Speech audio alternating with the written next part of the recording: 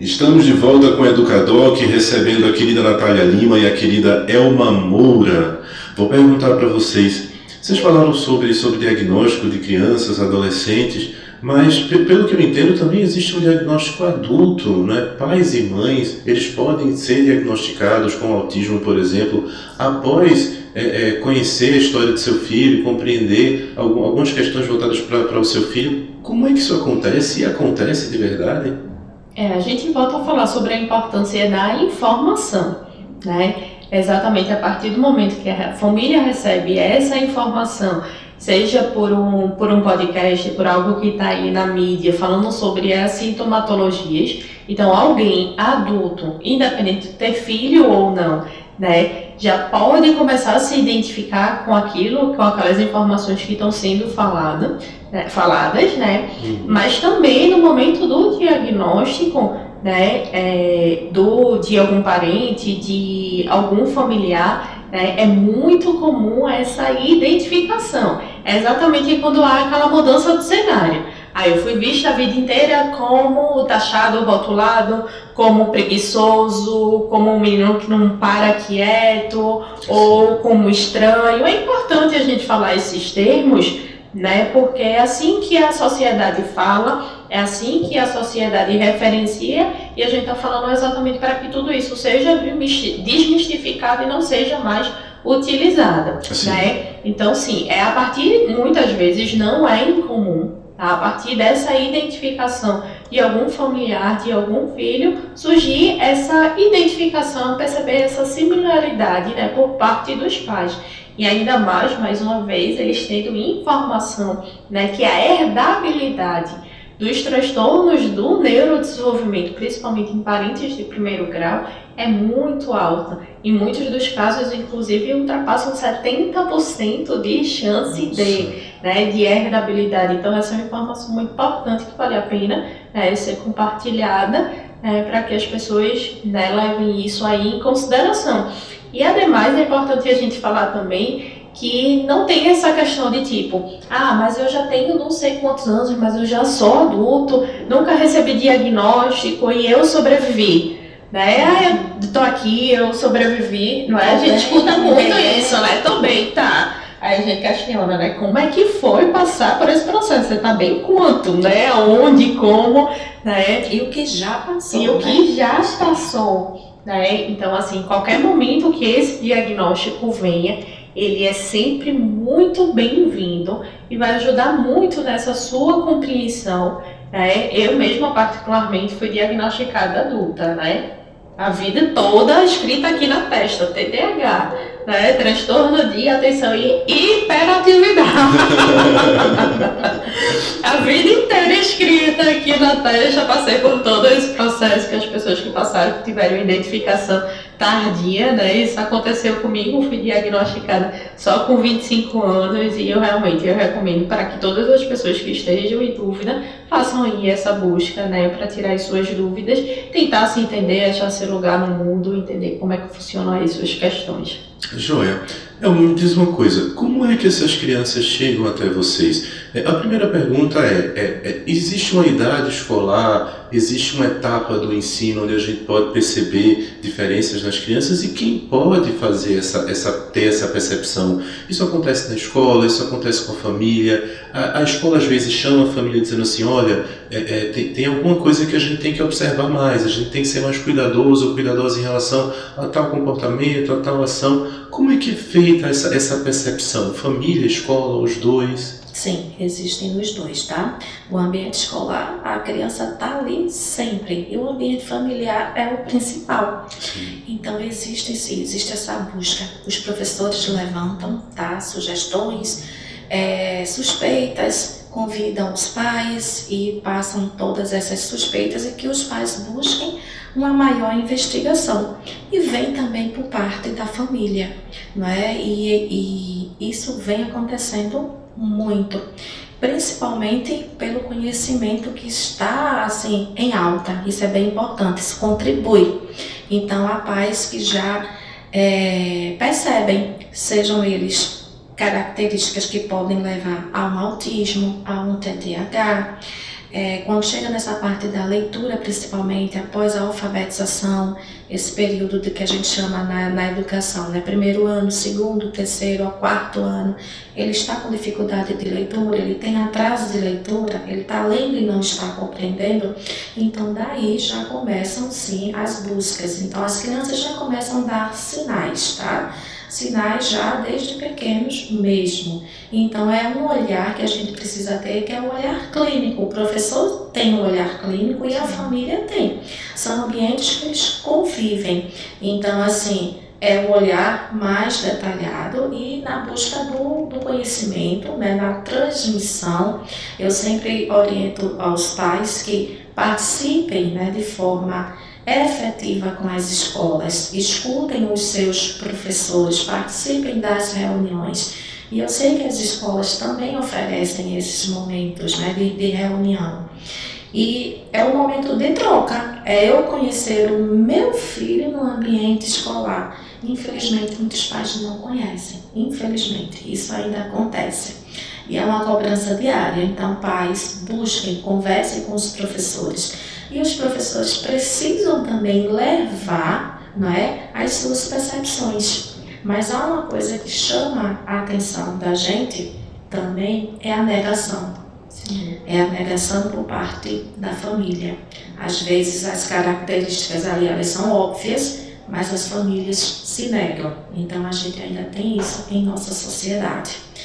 Tem uma porcentagem aí que precisa diminuir, não é, Natália? Então, assim, isso atrapalha e está atrapalhando principalmente quem? O seu filho, não é? Então, a gente precisa fazer com que essas famílias aceitem, porque essas crianças elas precisam evoluir. E o maior apoio precisa vir da família, precisa vir de casa. Então, assim, nem sempre há uma busca, tá? Às vezes acontece muito comigo que às vezes vem até casos através de outros membros da família. Sim. Que procuram uma orientação já para trabalhar os pais da criança. Interessante. Porque os pais se negam. Então isso acontece também. Vem tios, vem avós, sabe? A procura em particular. Até que os pais aceitem e procurem o nosso trabalho. Então tem de tudo, Hugo. E a gente luta, né, para que isso diminua, assim, até chegar de eu tenho filho, eu vou preparar-me, né, para trabalhar com a minha criança. Eu preciso desse apoio. Elma, eu acho que esse ponto que você trouxe faz muito a gente refletir e pensar sobre uma coisa, né? Você falou sobre a negação, a negação, a resistência aí dos pais.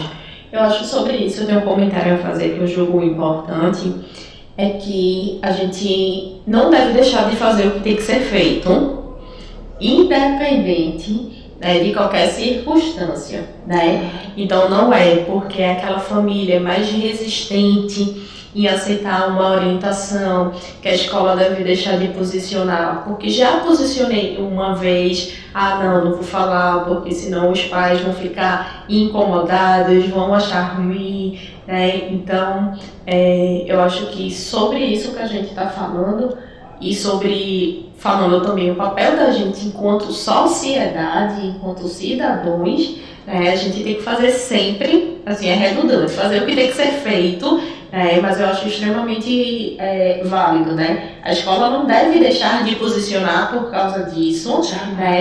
Uma mãe não deve deixar de buscar ajuda por causa da resistência de um pai, uma outra pessoa da família não deve fazer da mesma forma, né? Da mesma forma, no outro ponto que a gente estava falando sobre informação, né? Não é por causa, né, que nem sempre isso é fato, eu tenho todos os recursos, os melhores e os possíveis e necessários, seria o cenário ideal, condições perfeitas, pressão e temperatura, mas na vida de maneira geral não funciona assim, né? Mas de que forma, com a informação que eu tenho, com o conhecimento que eu tenho, eu posso fazer essa diferença, né? A gente agora há pouco, né, no intervalo a gente estava comentando, né, que existem estratégias simples, fáceis, né, de de adaptação, né, ali no ambiente escolar, né? Então a gente citou, né, como exemplo, por exemplo, uma criança ou um adolescente que tem TDAH, que ele é mais disperso,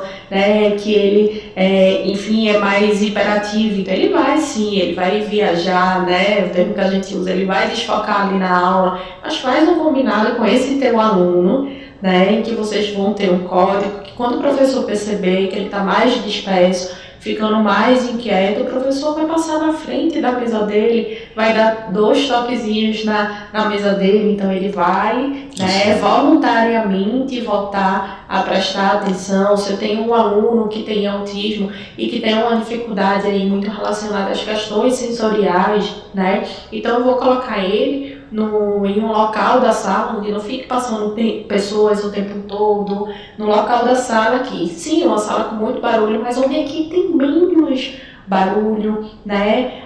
Tem junto de uma outra criança, né, que, vamos lá, pensar, uma criança com autismo junto de uma criança com TDAH, a criança com TDAH se mexendo ali na mesa o tempo todo, batendo lápis, comendo lápis, né, junto de uma criança que tem autismo, que se deixa muito influenciar por essas questões sensoriais. Então, assim, existem questões práticas de acomodação e estratégias que podem ser feitas e que devem ser feitas, independente de qualquer motivo, seja a falta de recurso para a educação continuada, né, seja por resistência ou por qualquer outra coisa. A gente realmente tem que assumir aí um papel de protagonista enquanto pessoa. O que é que eu posso fazer por isso, para mudar esse cenário? Com certeza. Tem uma pergunta que eu achei interessante, assim, quando a gente fala sobre aprendizagem, né, talvez eu entenda que seja um diagnóstico difícil de ser feito, porque, por exemplo, existe uma etapa do ensino que a gente percebe que não é mais da idade escolar e sim da aprendizagem,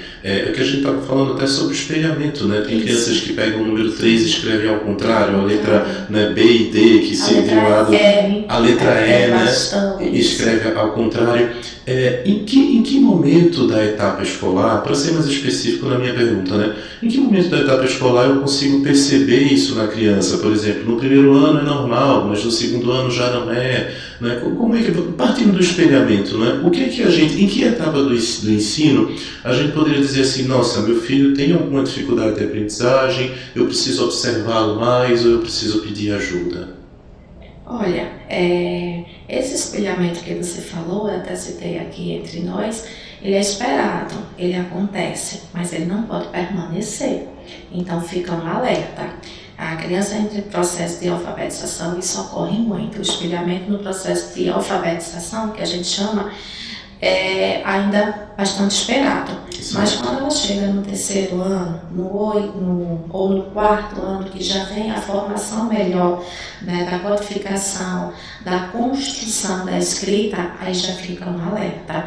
Então já há algo realmente a ser investigado.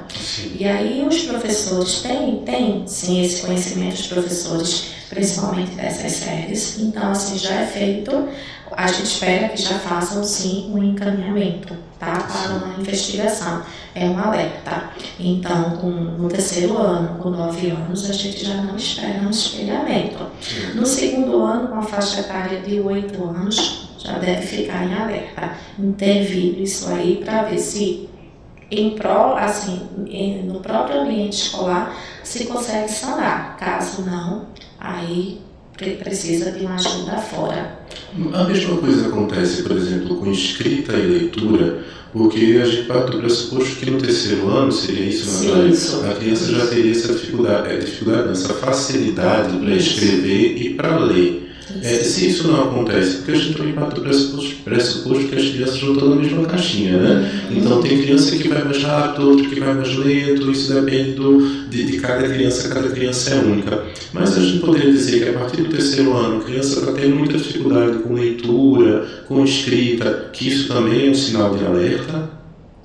Vamos lá, assim, o 3º ano, né, consenso, né, é uma norma nacional, e que no 3º ano essa leitura e essa escrita ela já tem que estar mais fluida, né?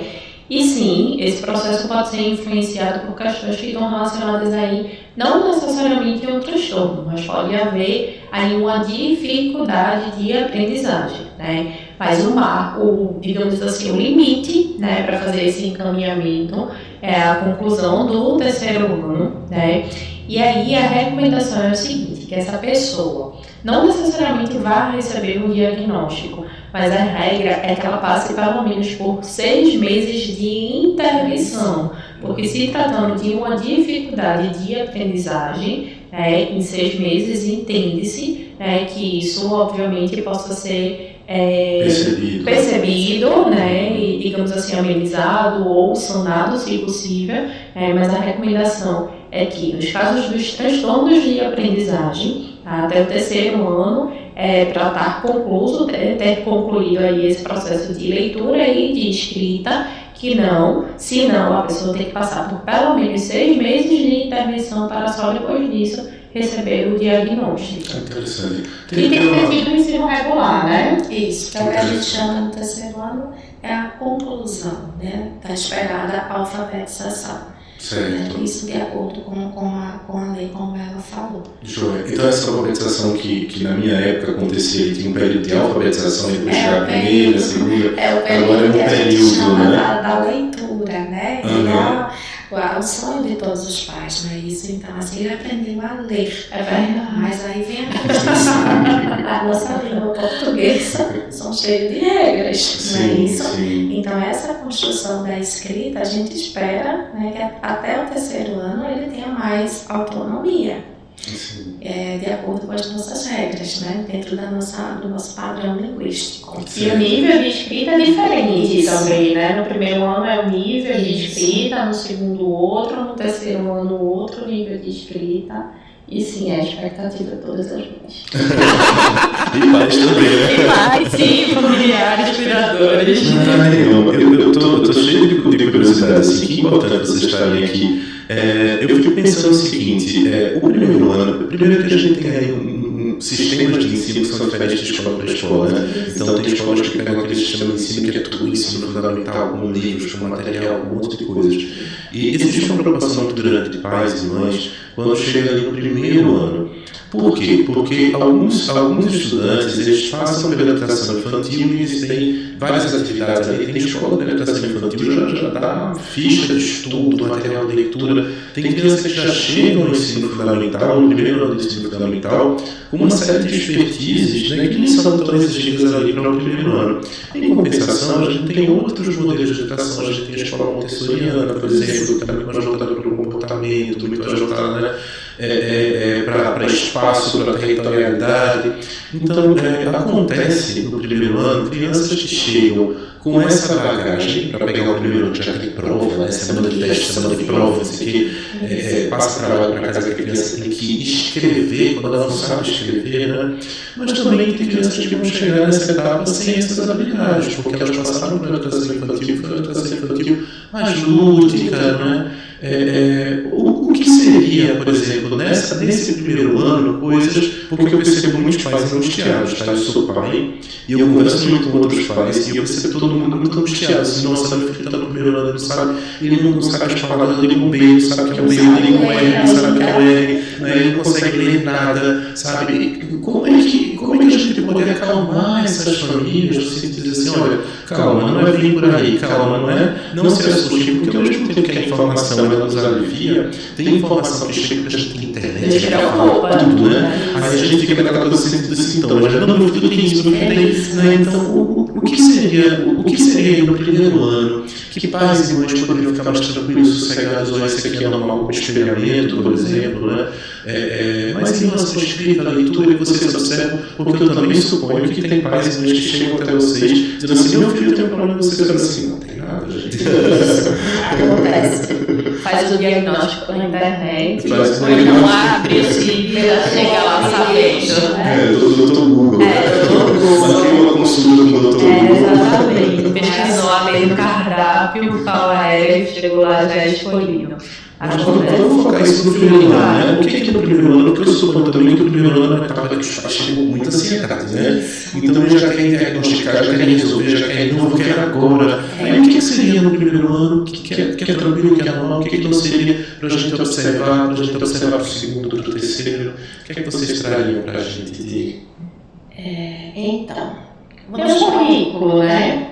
Eu acho que esse é um ponto, né? Assim, existem alguns marcadores, né? Aí alguns marcos, assim como existe o marco de que até o terceiro ano essa alfabetização ela tem que ter sido concluída, né? Os outros marcos também eles são como se fossem divididos por fases. O que se espera, né? Isso, o que se espera em cada fase, né? Então, sim, é verdade que uma escola mais ou construtivista, ou montessoriana, né, vai ter, né, em algum momento essa diferença de uma escola de uma metodologia, né, mais propriamente dita, para uma escola mais, como é que eu diria assim, conteudista, né, existe sim essa diferença, mas também existe um currículo que precisa ser cumprido. Então, em alguma escola, por exemplo, nesse processo de alfabetização, mais no primeiro ano, quando chegar ali no meio do ano, a criança já vai estar na escola mais conteudista, ela já vai estar escrevendo, talvez um pouquinho mais diferente daquela escola, talvez mais montessoriana. Mas a ideia é que, de acordo com o currículo, ao final do ano, ambas já tenham alcançado aí alguns marcos. Eu acho que a diferença é só na velocidade, e nas habilidades, digamos assim, pré-acadêmicas. Eu acho que a diferença é mais nesse sentido, na velocidade, mas ao final do ano, ambas, qualquer que seja a metodologia, existe um currículo a ser cumprido. E as famílias, elas precisam conhecer a metodologia da escola, qual é a escola que eu quero para o meu filho. Então, independente de ser a montessoriana, a conteudista, a tradicional, a construtivista, a socioconstrutivista, leiam, compreendam, até para vocês saberem como vai acontecer esse processo. Então, existem as etapas sim, que elas precisam ser alcançadas. E tem que chegar assim naquele objetivo, como você falou, a montessoriana é a vida prática, As crianças desenvolvem com mais ludicidade. Já outras, nem tanto, é mais conteúdo. Mas isso é uma opção que eu digo, o que é que eu quero para a minha criança. Então os pais precisam conhecer, e se adaptar e estudar e fazer aquela parceria. Porque caso não, o que é que acontece? Quando chega no mês de março, as mães, ele ainda não está lendo. Quando chega em junho, os pais são bem mais ansiosos, agitados, mas ele ainda não está lendo. Então, assim, espere, tem que trabalhar assim, claro, mas assim, é parceria, o trabalho não fica só na escola. O que é que os pais também estão fazendo, que é o que a gente vê muito no mercado. Eu espero demais da escola, mas o que é, na minha posição de pai, o que é que eu estou fazendo? Eu estou contribuindo? Então, assim, não é um processo de alfabetização que ocorre sozinho. Então, pai, família e escola, no mesmo caminho, sempre. A família tem que estar na escola. Sempre. Uma mãe aqui. As coisas funcionam muito melhor. Para a escola e para as famílias. As crianças vão, assim, com certeza fluir. Mas para a escola, tira dúvida, não fique imaginando, É natural a gente conversar com um colega, com os outros pais, mas busque informação com quem tenha informação. E a comparação, ela agita muito mais, Quando um pai conversa com o outro, meu filho está lendo tudo na escola, tal, e isso e aquilo.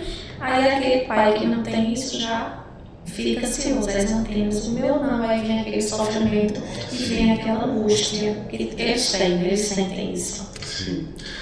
Natália Lima, Elma Moura, esse programa ficou muito maior com a presença de vocês. Foi maravilhoso receber vocês. Vocês são tão gigantes que a gente precisa fazer mais um, ou mais dois, ou mais 3 programas para a gente poder conversar mais. É só novidade. maior que já tá, sei. é uma área que a gente quer, assim, que cresça muito, tá? A inclusão, o conhecimento, nossa, com certeza que você trouxe uma dupla que luta por isso diariamente, com os professores, com as escolas, com as crianças, com as famílias, né? Respeitem, gente, respeitem, busquem conhecimento e incluam aquele colega ali que precisa de ajuda, conheçam, né? Maravilha. Eu estive aqui com as maravilhosas Natália Lima e Elma Moura. Meu nome é Hugo Regis e a gente volta com o Educador. Um abraço bem grande para vocês.